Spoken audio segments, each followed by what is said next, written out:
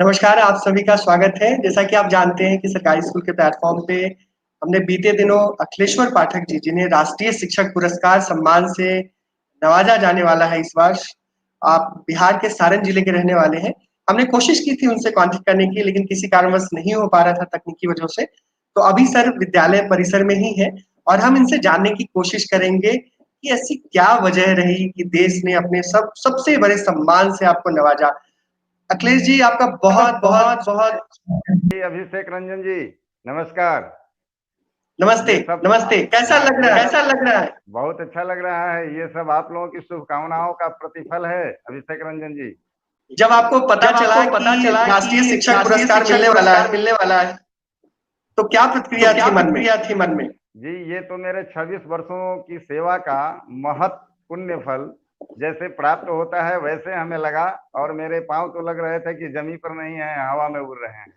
ऐसी अनुभूति हुई, और वह जो गौरव का क्षण था उसको हम शब्दों में व्यक्त नहीं कर सकते। जो सबसे खास चीज़ है कि अखिलेश्वर जी ने बेटियों की शिक्षा के लिए बहुत कुछ किया। बड़े लंबे अरसे तक आप कस्तूरबा गांधी ये जेंडर कोऑर्डिनेटर के नाते भी डिस्ट्रिक्ट में आप कार्यरत रहे।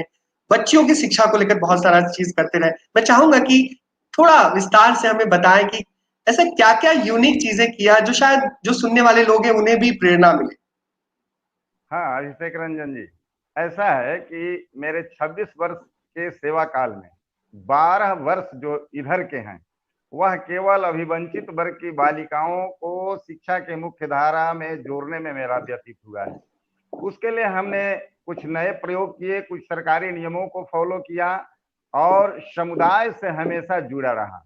मेरा मानना है कि जब तक विद्यालय प्रधान या विद्यालय के जो भी अंग हैं वह अपने पोषक क्षेत्र के अभिभावकों से, लोगों से नहीं जुड़ेंगे, प्रबंध समिति के लोगों से बातचीत नहीं होगी, विद्यालय शिक्षा समिति के लोगों से बातचीत नहीं होगी, तब तक किसी भी लक्ष्य की प्राप्ति नहीं हो सकती है। तो जब मुझे कस्तूरबा गांधी आवासीय बालिका विद्यालय या सेतु पाठ्यक्रम के अंतर्गत उत्प्रेरण केंद्र, उन्नयन केंद्र, उत्थान केंद्र जो चलाने का मौका मिला, उसमें हमने हमारे लिए केवल बालिकाओं के लिए वह केंद्र चलाने का मौका मिला था, और उसको हमने देखा कि दलित बस्तियों में जाकर एक कमरे में पूरा परिवार रह रहा है, ऊपर से ये तार का जो डंखो होता है उससे घर छाया हुआ है। बड़ी नारकीय स्थिति उस मोहल्लों में हमने देखा, दलित मोहल्लों में देखा। बच्चियों को देखा कि वह खेतों में, गाछी में जाकर, जहाँ जंगल नुमा वृक्ष लगे हुए हैं उसमें बकरी चराते हुए, लकड़ी चुनते हुए, मछली मारते हुए, घोंघा चुनते हुए उन बच्चियों को देखा जिनकी उम्र 11, 12, 14, 15, 16, 17 साल की हो गई है, और उनको शिक्षा से कहीं कोई परिचय नहीं है। किसी किसी बच्ची का नामांकन तो विद्यालय में था, लेकिन वो छिजित हो चुकी थी, वो ड्रॉप आउट की शिकार थी, और एक दो दिन उनका विद्यालय आना जाना हुआ था, उसके बाद वो विद्यालय नहीं जाती थी। वैसी बच्चियों का हमने सर्वे करवाया, चाहे उत्प्रेरण केंद्र हो, चाहे कस्तूरबा गांधी आवासीय बालिका विद्यालय हो। उसके बाद जब हमने सर्वे कराया, उनके माता पिता से मिला, सारी योजनाओं को बारे में बताया कि देखिए सामान्य विद्यालय में तो छात्रवृत्ति, पोशाक और पढ़ाई लिखाई ये सारी सुविधा मिलती ही है, साथ में जब आवासीय विद्यालयों में जब आपकी लड़की जाएगी तो अतिरिक्त सुविधा भी मिलती है। जैसे 1 लाख का LIC कराया जाता है, वो छात्रवृत्ति की राशि अलग से 1800 दी जाती है, 2500 रुपया पोशाक की राशि दी जाती है, और उस राशि से पोशाक का टेंडर होता है, जिला स्तर पर किया जाता है, जो कि 2 सेट बच्चियों को पोशाक, जिसमें सारी सामग्रियां होती हैं, जूती से लेकर मोजा वोजा वगैरह सारा एल्ट बेल्ट जितना होता है सब होता है। ये सब विद्यालय से अतिरिक्त है, और निःशुल्क भोजन है, निःशुल्क आवासन है। उसके बाद हमने देखा कि नामांकन तो हो गया, लेकिन विद्यालय की पढ़ाई ही नाकाफी नहीं है, यानी विद्यालय की पढ़ाई से हम संतुष्ट नहीं थे। तो हमने ट्यूटोरियल क्लासेज वहां चलवाना शुरू किया, सुबह में विद्यालय जाने के पूर्व और विद्यालय से आने के बाद। उसके लिए हमने कुछ सरकारी टीचर जो थे उनका डिप्टेशन करवाया, महिला शिक्षकों का, और हमने देखा कि महिला शिक्षिकाओं को लौटने में दिक्कत हो रही है, तो अपने पोषक क्षेत्र के वैसी लड़कियों को विद्यालय से जोड़ा जो BSc वगैरह में केमिस्ट्री ऑनर्स रख के, मैथमेटिक्स ऑनर्स रख के पढ़ रही हैं और प्रतियोगिता परीक्षाओं की तैयारी कर रही हैं।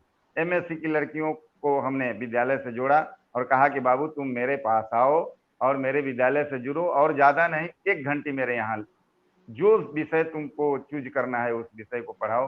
और देखो हमारी बच्चियों के साथ मिलो जिलो, देखो ये सब अभिवंचित वर्ग की बालिकाएं हैं।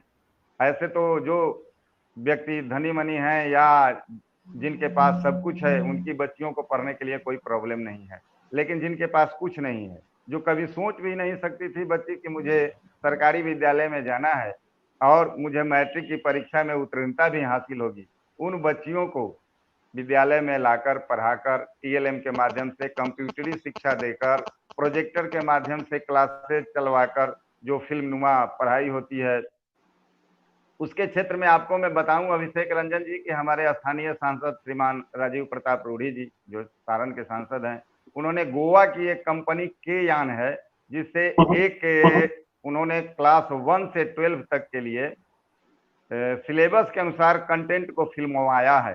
और वही प्रोजेक्टर जो हाईली कंप्यूटराइज है हमारे विद्यालय को मेरे व्यक्तिगत प्रयास से दिया है।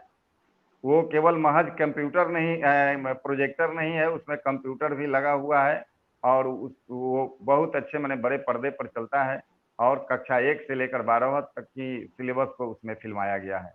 तो एक कौतूहल का विषय बना रहता है, उसको मैं मध्यांतर के बाद चलवाता हूँ, इसलिए कि मध्यांतर के बाद एक सीजन की समस्या विद्यालयों में आ जाती है। कुछ बच्चे एमडीएम का भोजन ग्रहण करते हैं और लगभग 30% बच्चे घर चले जाते हैं। उस समय गेट वोट खुला रहता है या बाहर जाते हैं, सर मैं कॉपी के लिए जाऊं, कलम के लिए जाऊं, बाहर जाते हैं फिर घर रह जाते हैं, आ नहीं पाते हैं। तो उनका इंटरेस्ट बना रहे, उनकी रुचि बनी रहे विद्यालयों में, इसके लिए हमने बाद में मध्यांतर के बाद खेल कूद की घंटी, प्रोजेक्टर वाली घंटी, उसके बाद जो भोजनालय हमारा बना है पूरे बिहार में, हमने देखा और अनुभव किया कि विद्यालयों में एमडीएम खाने के लिए बच्चे बरामदे में कहीं बैठते हैं, कभी छत पर लेकर अपना प्लेट चले जाते हैं, कभी क्लासरूम में बैठकर खाते हैं और वहां गंदा हो जाता है, जूठन गिर जाता है।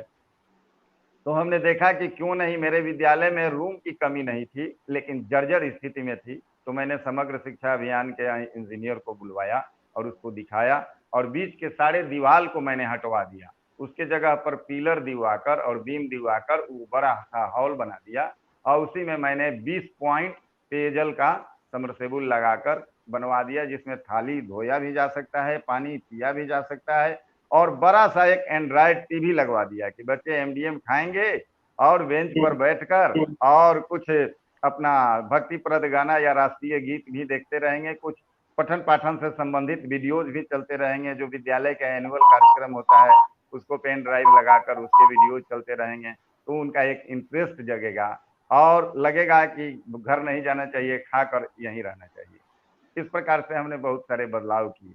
जब मैं अपग्रेड हाई स्कूल पिरावना में गया 2017 में, क्योंकि एक ही पंचायत में दोनों विद्यालय मेरा स्थित है, अपग्रेड हाई स्कूल पिरावना और मध्य विद्यालय चैनपुर भैंस मारा, जहां आज मैं कार्यरत हूँ।